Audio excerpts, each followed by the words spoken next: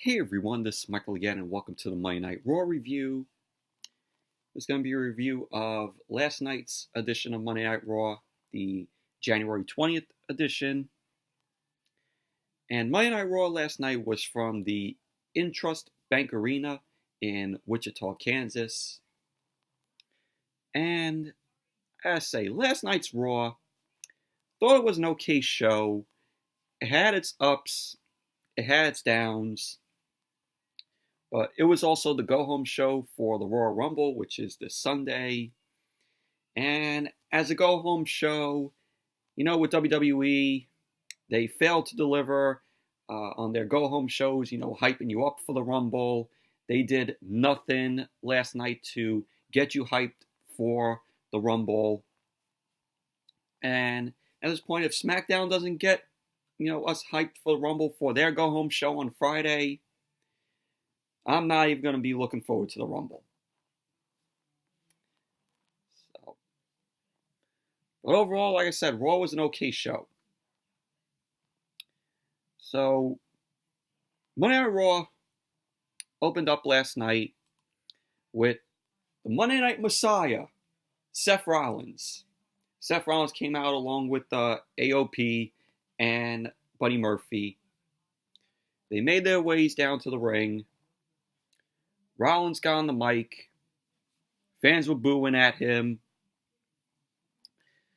Rollins ended up saying that he wants everyone to know that they have all played a small part in making him the man he is today. He ended up saying that without the fans, there is no Monday Night Messiah. And Rollins said from the bottom of his heart, he ends up thanking the fans. And he was like, thank you for believing in me. Thank you for your support, for all the faith that we've placed in him. And also to lead Monday Night Raw into the future. He says, for all of that, he is forever in our debt. And Seth ended up saying that there is someone he needs to thank personally. And he thanks the new guy that he brought in for this Monday Night Messiah, as I would call it, this whole little faction that Seth Rollins has, even though he is the Monday Night Messiah. He embraces Buddy Murphy. He ended up saying that last week, Buddy Murphy opened his eyes and had faith. And he said he was brave and rose up. And he stands firmly etched on the right side of history. So Seth Rollins ended up showing us, video package of footage from last week. And Seth Rollins, after the video package, introduces Murphy as a member of the Monday Night Messiah. Fans were booing, and Seth Rollins and Buddy Murphy ended up hugging. Rollins then went on and addressed Samoa Joe and Kevin Owens, and how Joe and Owens bought Big Show out of hibernation. So Seth ended up saying that the battle lines have been drawn. And for anyone who goes against them, he feels sorry. So I'm like, Seth Rollins here, he's like a priest here. He's preaching to the fans. He's like a minister at Sunday Mass. That's what Seth Rollins was here. But Kevin Owens came out. Samoa Joe ended up coming out. And Kevin Owens was on the mic. Kevin Owens ended up mentioning how Big Show will be back to deal with Seth Rollins eventually. But he forgot to take out Owens and Joe. And Owens end up saying they are tired of hearing Seth Rollins' voice. And he ended up suggesting more fighting and less talking. So Seth Rollins ended up saying that if Kevin Owens wanted to fight, they can fight. But it wasn't going to happen. So Seth ended up saying that they need to decide on a proper time and a proper place. So, Owens and Joe, they had more words to say to Seth Rollins, and then Seth ended up telling them to bring it. And Joe ended up saying that he forgot to mention that they have help. So they bring out the Viking Raiders, the Raw Tag Team Champions. So then we had the Viking Raiders, Joe and Kevin Owens go to the ring. Brawl ends up breaking out with all of them. Seth Rollins ended up retreating to the ramp. And that was basically what happened. So, but all in all, this whole segment was just very meh, in my opinion. Seth Rollins trying to be, a priest.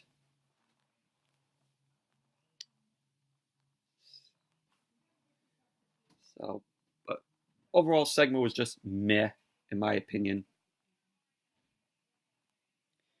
So then Monday Night Raw went to commercial.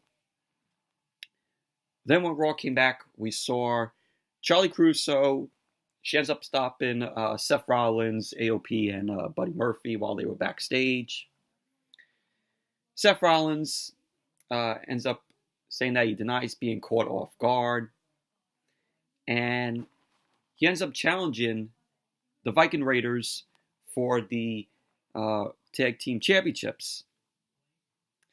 He ends up saying that he will be teaming with his new disciple, Buddy Murphy.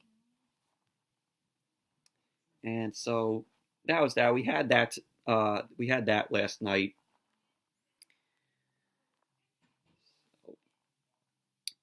And then we had the first match of the night, which in my opinion was the best match of the night. Andrade Cien Almas versus Rey Mysterio. Ladder match for the United States Championship. Now, I really enjoyed this match. This was a good match from beginning to end. I have a problem. Now, I don't have a problem with the match, though, considering I said, it was a good match from beginning to end. I have a problem with WWE Creative. Why did they put this match on first when this match should have been the main event? And you know what? I'll just give away the main event for hell's sake here. The main event for Monday Night Raw last night was Lana and Bobby Lashley versus Rusev and Liv Morgan. So what WWE is trying to tell us is that they would put shitty matches, a shitty match for a main event, then put Andrade and Rey Mysterio for the main event. Now, when you watch this match, when you watch Andrade versus Rey Mysterio in this ladder match, by the end of it, you could have said, oh, this should have been the main event. And it should have.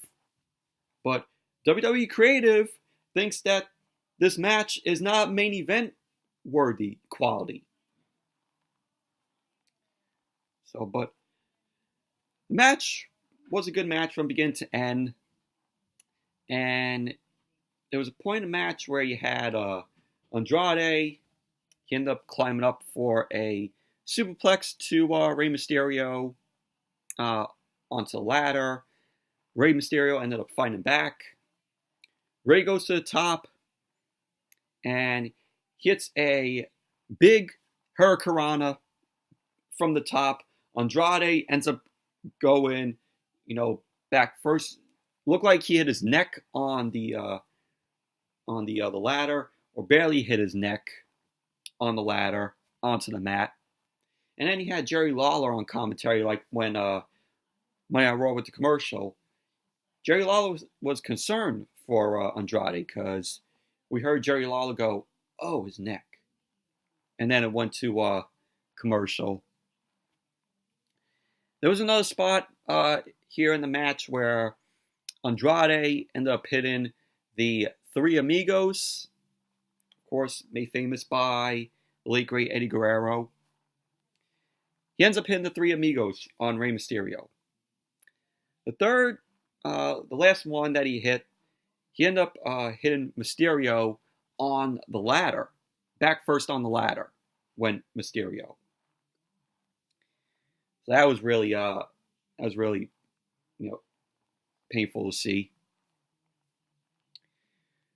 So then, another point in the match where we saw Rey Mysterio, he ended up going to the top. He was going to hit a Hurricanrana, another Hurricanrana to Andrade. Andrade ended up blocking it.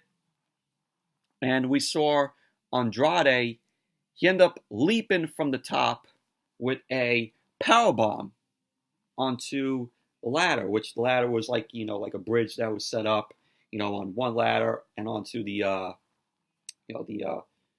ring ropes. So that was pretty cool to see. You had another point where Mysterio ended up climbing the ladder to retrieve the United States title. Andrade ended up going to the top. Rey ended up grabbing for the title. Andrade ended up rocking Rey. And Andrade ended up going for a move from the top of the ladder. Rey ended up countering it. And he ended up powerbombing Andrade from the top onto one of the ladder bridges. And the ladder, bent. And we saw, both Mysterio and Andrade, they landed hard after that. So it was crazy to see. Then there was a point where Rey ended up kicking out the ladder that was bent. He kicks Andrade into the ropes, delivers a 619 to Andrade,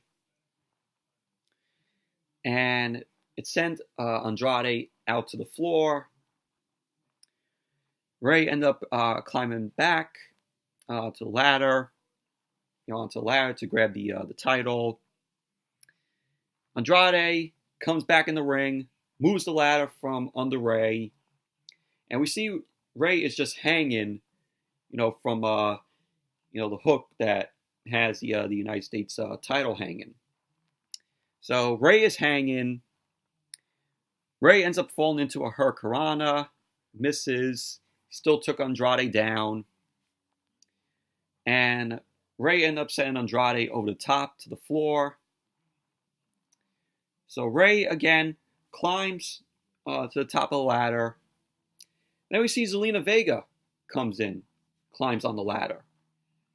She ends up getting to the top of the ladder first. And I'm like, really? Zelina Vega again helping Andrade try to secure a win? So she's at the top of the ladder. She slaps Rey. Andrade ends up coming in from behind. Andrade climbs up the ladder, climbs up onto Rey. Zelina ends up climbing down the ladder. And Andrade ends up driving him and Rey both into the second ladder bridge, which it also bended, which that was really crazy. Fans were chanting, holy shit. So Andrade ends up getting up first, climbs up the ladder, and Andrade wins the match, retrieving the United States Championship, retaining the title.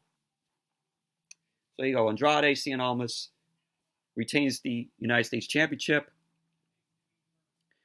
Post-match, Zelina Vega is on the floor. She pulls the padding back to expose the concrete. Fans were booing. Andrade ended up tossing Rey Mysterio out of the ring. Andrade ends up trying to hit the hammerlock DDT to Rey Mysterio on the concrete. And then we see this person, or this fan, appears wearing Rey Mysterio's mask. So the fan, unmasks, and it's revealed to be Humberto Carrillo. And then we get a brawl between Andrade and Humberto. Andrade ended up retreating up the ramp with Zelina Vega. And then we saw Humberto checks on Rey Mysterio. And then Monday Night Raw went to commercial. But this was a great match. This was a good match between Andrade and Rey Mysterio.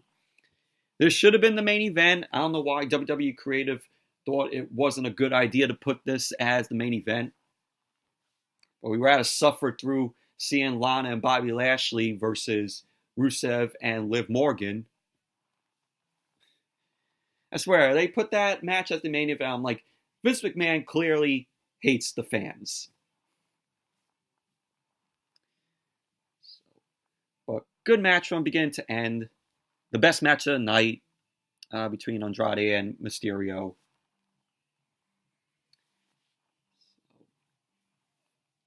Then we had a little Martin Luther King video tribute, which was a really very well done tribute that they did. And then we saw Aleister Black versus this jobber. This match only lasted like 1 second. Clearly the jobber went to Aleister. Aleister ended up hitting the Black Mass. There you go. Aleister Black ends up winning the match. A second. That was that. Moving on. We had Brock Lesnar and Paul Heyman come out. Paul Heyman ended up saying that he's having a crisis of conscience because everyone seems to take what Brock Lesnar does for granted. And of course, fans were booing. They weren't booing like holy hell, like how it was last week, where Brock Lesnar and Paul Heyman got booed. They got the Roman Reigns treatment. You know, when I say that, if you remember, you know, the Monday Night Raw after WrestleMania 33, where Roman got a whole ton of boos and couldn't say anything because the fans were booing him. That's what Brock Lesnar and Paul Heyman got last week. So this week in Wichita, they didn't deliver the boos like how, you know, the fans, you know, did last week to Brock Lesnar and Heyman. So Heyman says he comes out and he delivers a spoiler. Says Brock delivers the impossible. And he says, oh, of course everybody says it. You know, he's Brock Lesnar. Sorry about that, but I was saying, you know, Paul Heyman ended up saying that, you know, everybody says, of course Brock did it. He's Brock Lesnar. So Paul Heyman ends up saying that Lesnar will enter the Royal Rumble at number 1. No shit. It was announced. That we all knew that before. He says he will enter the Royal Rumble at number 1 and eliminate 29 unworthy challengers. And he ends up continuing spinning, you know, about Brock Lesnar win the Rumble. Ends up saying that Brock Lesnar has decided there isn't anybody in the back worthy of main eventing WrestleMania against him.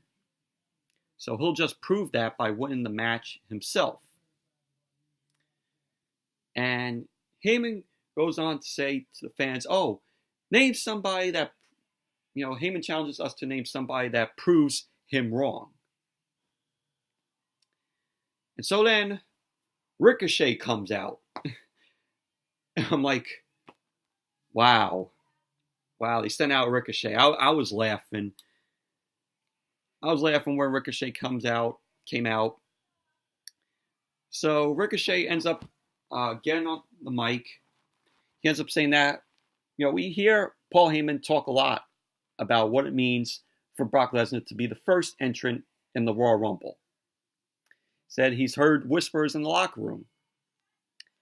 He says some guys are afraid to get in the ring with Brock. And it's true. And Ricochet says he knows every flip and dive might be his last. So the word afraid isn't really in his vocabulary. So Paul Heyman ends up saying that he must have learned vocabulary in Wichita. So he ends up saying that Ricochet should go back to the locker room before he gets hurt. Ricochet says he'll stay right here because the Royal Rumble might be his only ticket to WrestleMania. And he says he's seen what happens when you challenge, Brock Lesnar, and that he's not afraid to step in the ring with him. So Ricochet got in the ring, says he's not afraid to challenge Brock Lesnar to a fight, and that he's challenging him. So Ricochet ended up challenging Brock Lesnar. And I'm like, boy, Ricochet, you made a bad decision. So Brock, we saw him, he was brushing him off. He ends up leaving, both him and Paul Heyman.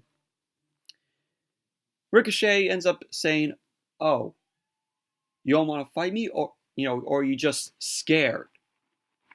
And another thing, that's another thing Ricochet should have never said. Because with Brock Lesnar. So, with Ricochet asking Brock Lesnar if he's scared, Brock Lesnar came back in the ring and he kicks Ricochet in the dick. So, Brock Lesnar grabs the mic. He ends up saying he's not scared. And then he leaves. And pretty much that was basically the segment. That was basically that. So, but it was whatever. It was whatever.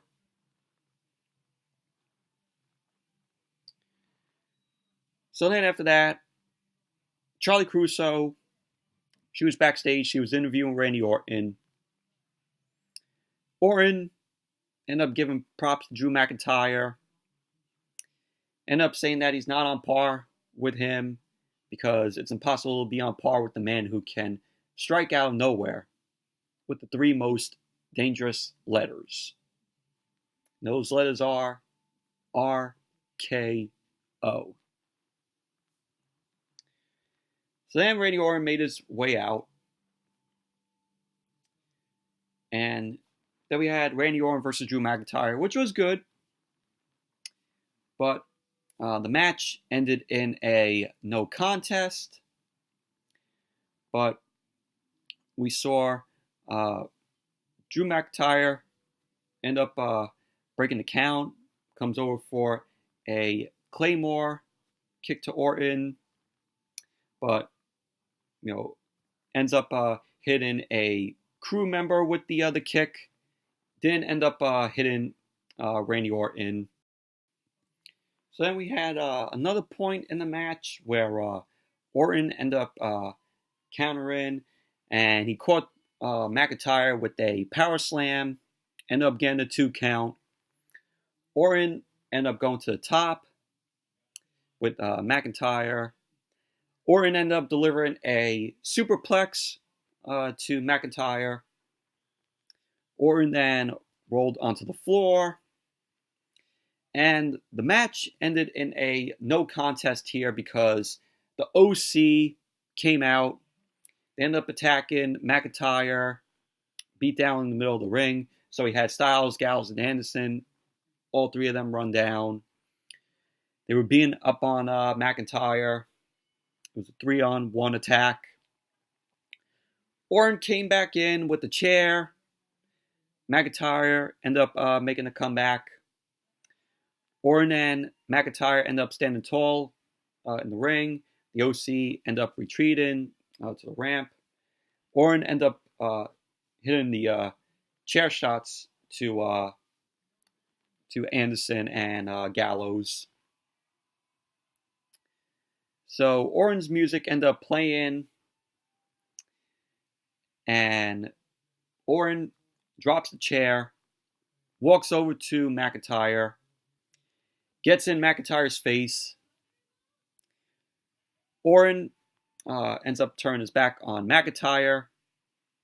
McIntyre turns back to Orton, and Orton ends up dropping McIntyre with the RKO.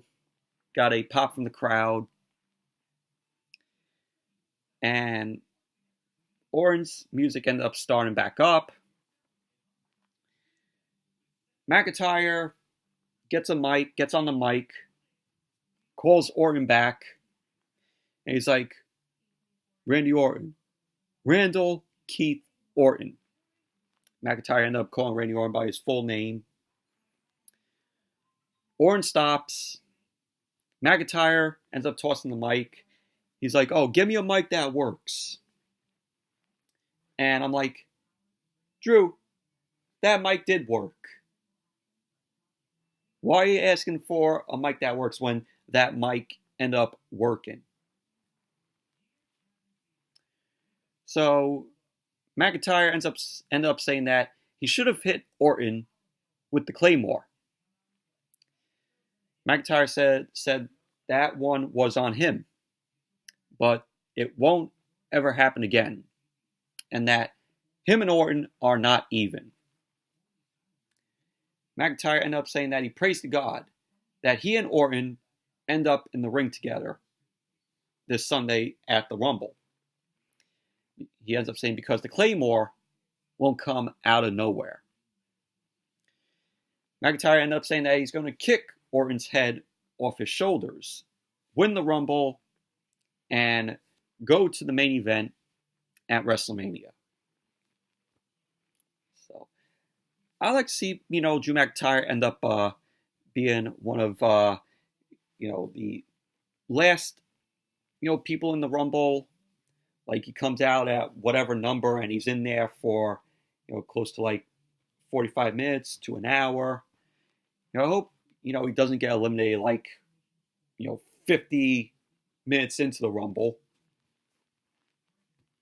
So, but this Rumble match has me a little afraid because from what I heard, they want to have Roman Reigns win the Rumble, which nobody wants to see. Nobody wants to see Roman Reigns go to WrestleMania main event for a 5th time. It's going to be the 2015 Royal Rumble all over again. So, but pray to the wrestling gods that Roman doesn't win the Rumble.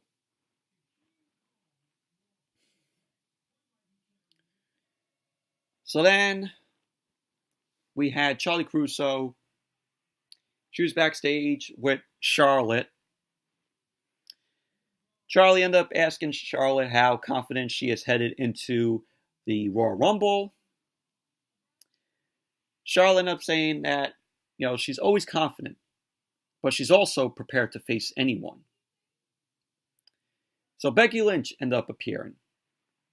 Becky ended up looking at Charlotte, and she ends up walking off. Charlotte ends up talking about, the match on Sunday. She ended up saying that she's prepared to face 29 other women. But the question is, are they prepared to face the Queen? And I hear another rumor in an article. Heard another rumor saying that Charlotte might win the Women's Royal Rumble. And I'm like, please no. Please no. Nobody wants Charlotte to win the Rumble. Please, I hope not.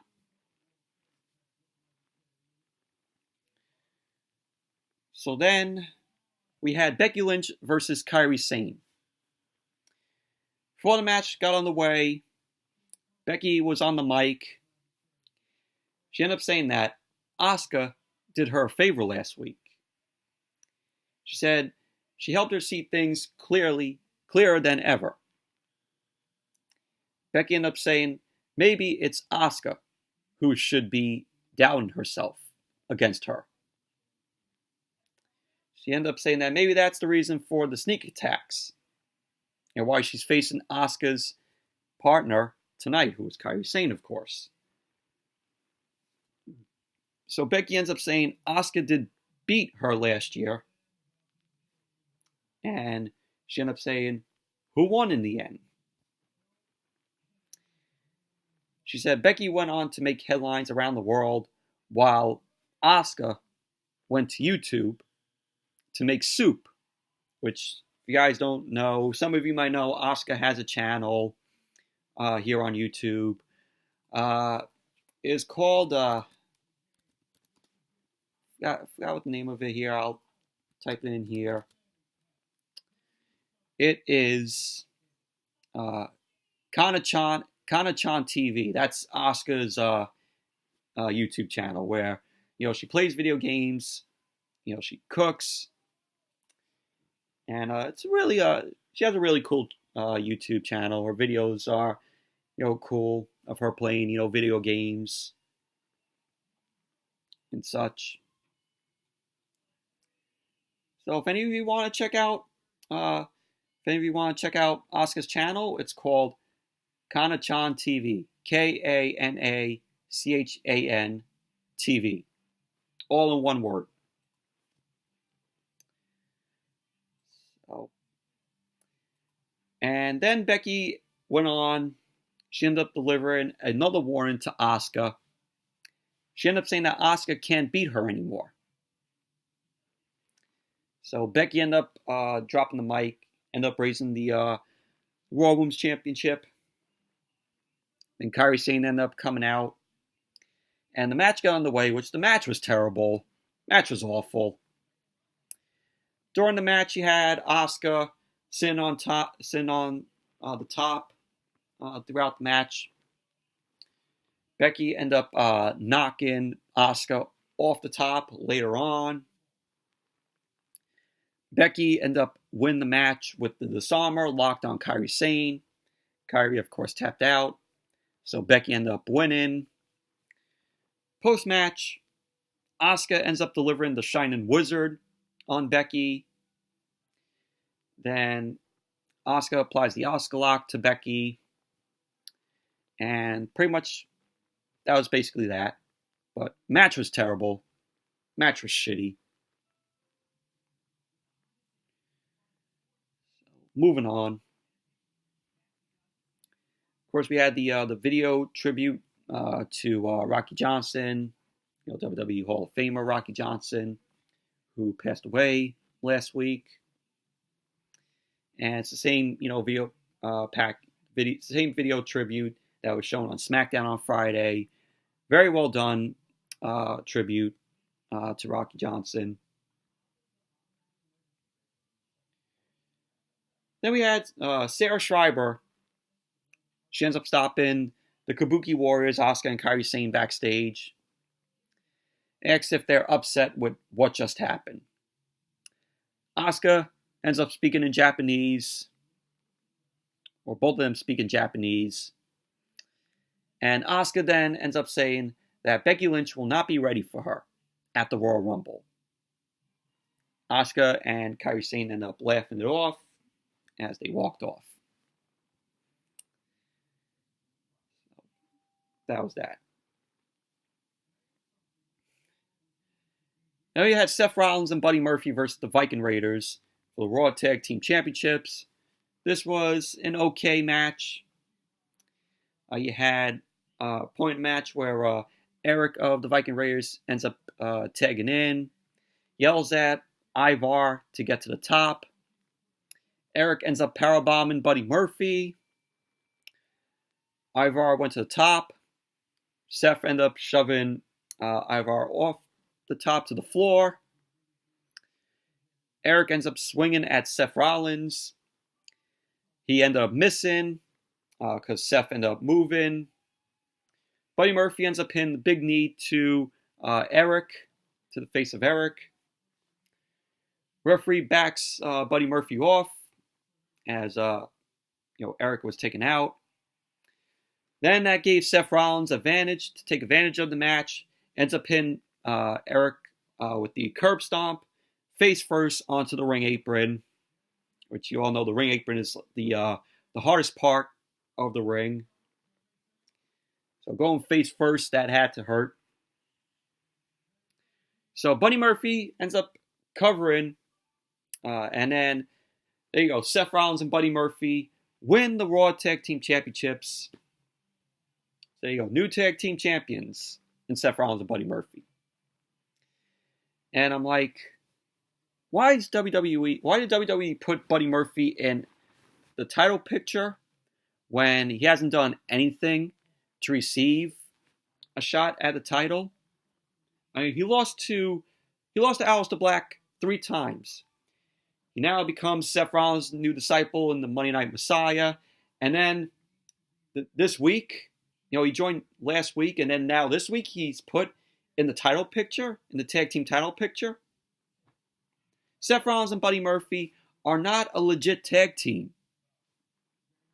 They were just put there because WWE does not have any other tag team there. Street Profits? Yeah, remember when the Street Profits were cool? Yeah, I'll get to the Street Profits in a few later on. So, but these titles should have gone to AOP.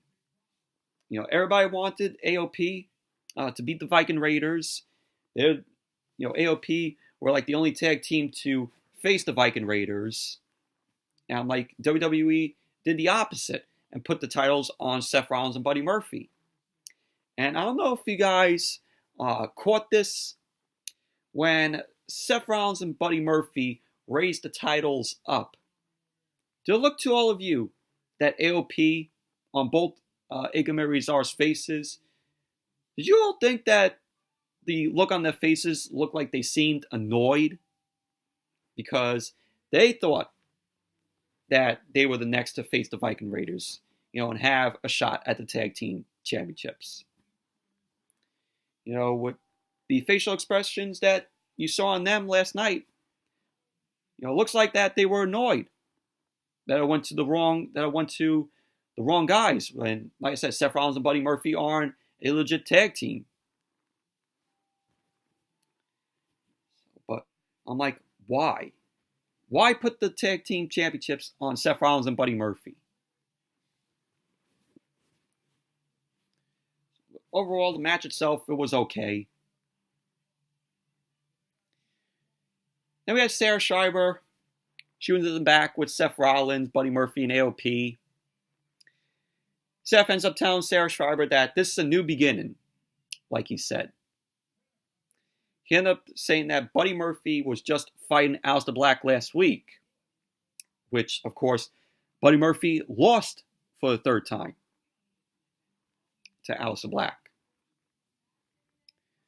last week. And Seth ended up saying now he's a champion. Seth ended up saying that this is just the beginning because they will cement their dominance on Sunday when he wins the Rumble for the 2nd year in a row. And clearly that was basically that. Oh, and then we go to the Street Profits. They did the whole thing again with the SNL, Monday after the Weekend Update. They're WWE's parody or ripping off of SNL's Weekend Update. So the Street Profits hype up the Royal Rumble, talk about R-Truth. They also end up talking about Otis and Mandy Rose. I mean, did not give a shit. Did not give a shit about this. What I was surprising to hear when they were talking about Otis and Mandy Rose, they actually played Val Venus's entrance music that he had back in the day. Even though when the music began, we didn't hear him go, Hello, ladies. So yeah, they did use Val Venus's entrance music that he had back in the day, but did not give a shit about this. The Street Profits, Monday Night Raw, they're treating them like fucking jokes. I miss when the Street Profits were cool, when they were in NXT. You know, whenever they came out in NXT, the crowd was hyped for them. The crowd was really happy to see them. Whenever they had a match, they were partying in the crowd, raising their red cups. So now they're on Monday Night Raw, the Street Profits. All they're doing is doing weekend updates, segments, and being walking billboards. Aside from having some matches that, they had.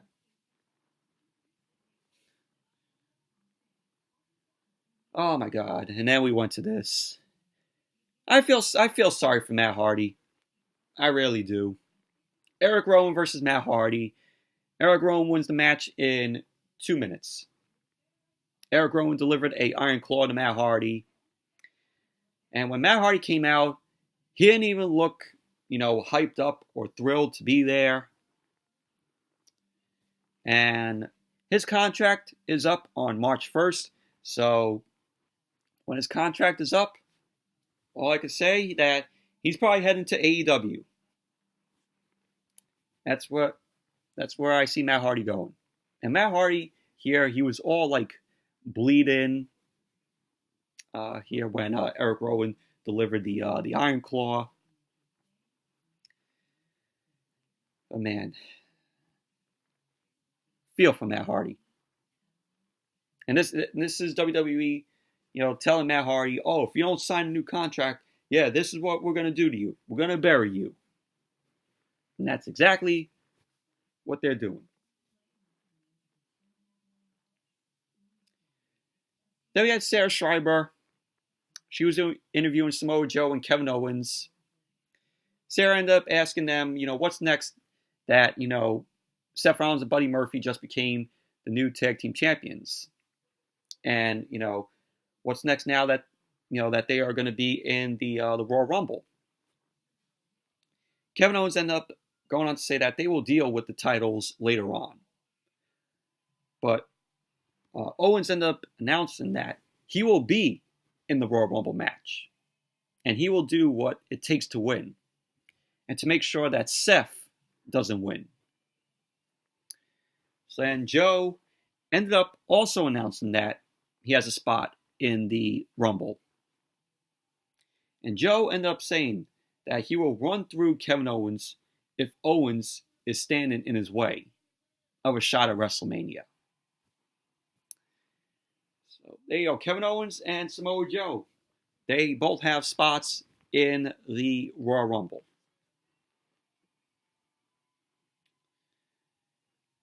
And then after that, we saw Charlie Caruso interviewing Mojo Rawley, who is the Jobber Ninja Turtle 24/7 champion.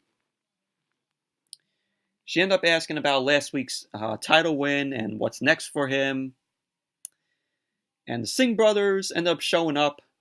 They end up trying to pull a sneak attack on Mojo Rawley, but ended up failing. Mojo ended up taking the Singh brothers, throwing them into production crates. I didn't give a shit. Who the fuck cares? Then we had the main event, this god-awful main event, which shouldn't have been the main event. Lana and Bobby Lashley versus Rusev and Liv Morgan, mixed tag team match. And right about this time, I think everybody was picking up their remotes and changing the channel, watching something else, watching either their local news or another show on cable, whatever show you guys were watching. So Lana ended up taking the mic, and I'm like, oh my God, let me fast forward through this. But she ended up saying that Rusev Day is canceled.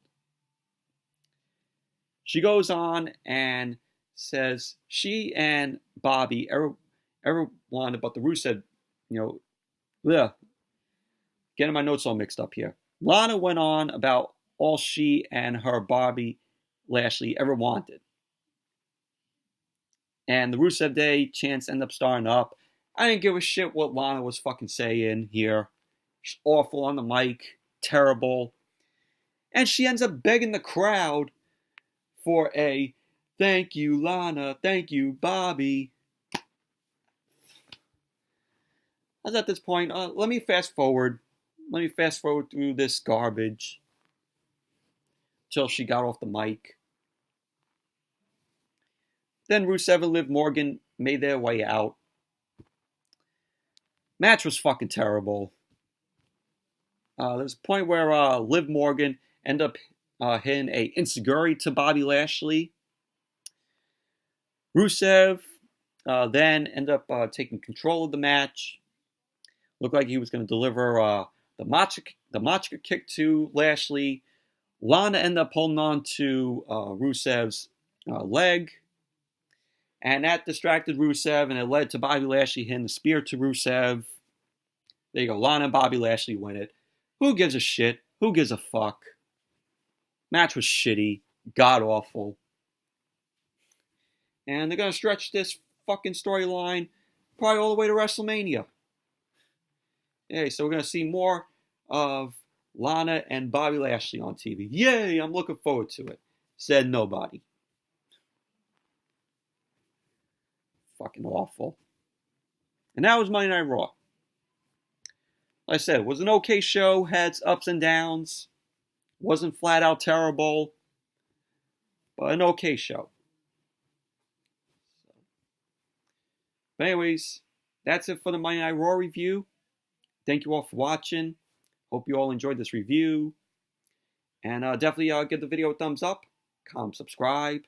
And I will see you all back here tomorrow night for the AEW Dynamite review, which they're going to be doing. They shot some matches from what I heard on the Jericho Cruise, and they ended up shooting some matches from last week when they were in Miami. So they did some tape matches, last week in Miami, and I guess tape matches on the Jericho Cruise.